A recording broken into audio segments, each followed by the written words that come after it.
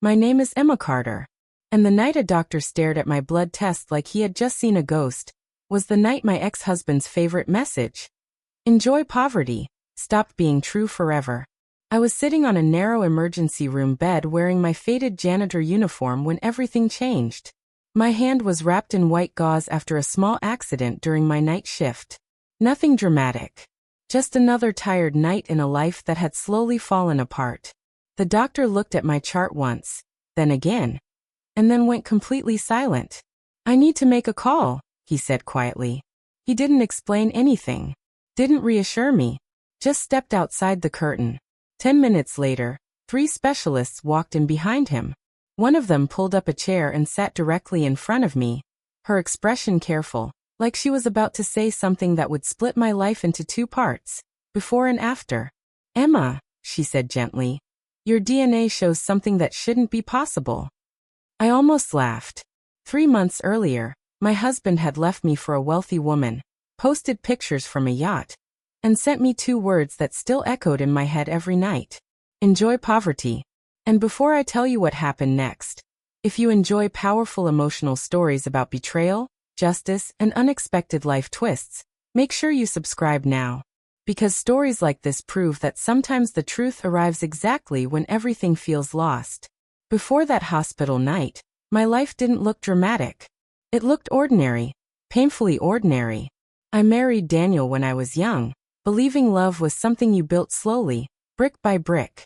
I supported his ambitions, worked flexible jobs, handled bills, managed life quietly while he chased success for years. I believed that was partnership.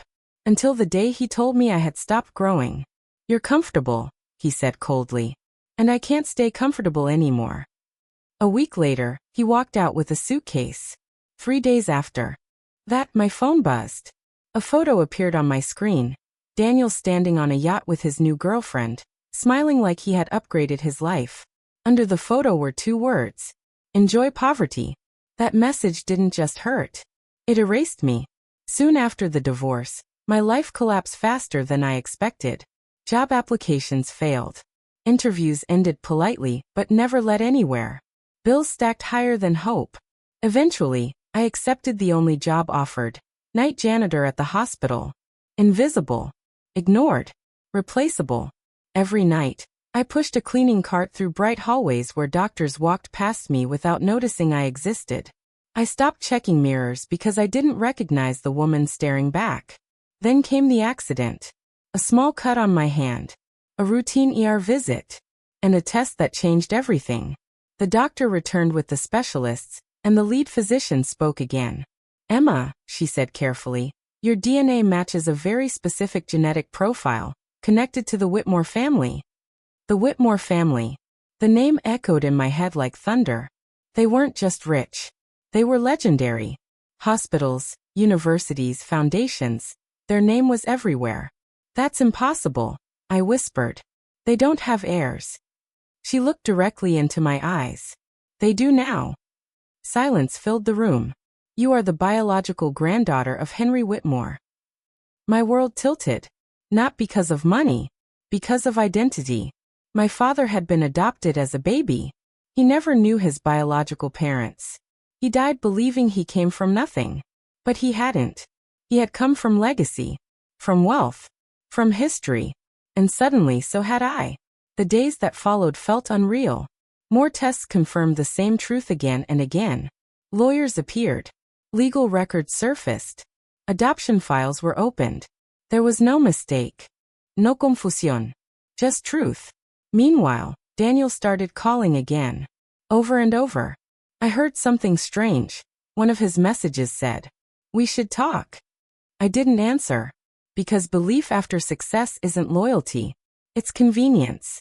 Within weeks, the news spread quietly. A lost heir discovered. A sealed family history reopened. Courtrooms replaced hospital rooms. Lawyers replaced doctors. But unlike my divorce, this time I wasn't powerless. This time, facts were on my side. When the judge officially confirmed my identity, the decision didn't feel loud or dramatic. It felt final. The Whitmore estate, once believed to have no heirs, now had one. Me. The same woman who had been scrubbing floors 3 weeks earlier. The same woman who had been told to enjoy poverty. Daniel tried to come back after that. He sent long messages filled with apologies. We made mistakes, he wrote. We. As if betrayal had been shared. I didn't reply. Instead, I built something new. Not flashy. Not dramatic. Stable. Quiet. I invested carefully, supported hospitals, funded programs for women who had been dismissed the way I once was. I didn't seek revenge. I chose independence. Months later, I moved into a modest home in a quiet neighborhood where nobody cared about last names or headlines. One evening, while sitting on my porch watching the sunset, I thought about the message Daniel had sent months earlier. Enjoy poverty. I realized something then. Poverty isn't always about money. Sometimes it's about dignity, about respect, about believing in yourself when everyone else stops. And the greatest revenge wasn't becoming rich. It was becoming untouchable by the people who once treated me like I was nothing. Because the night a doctor looked at my blood test and froze wasn't the night my life changed. It was the night my real life finally began.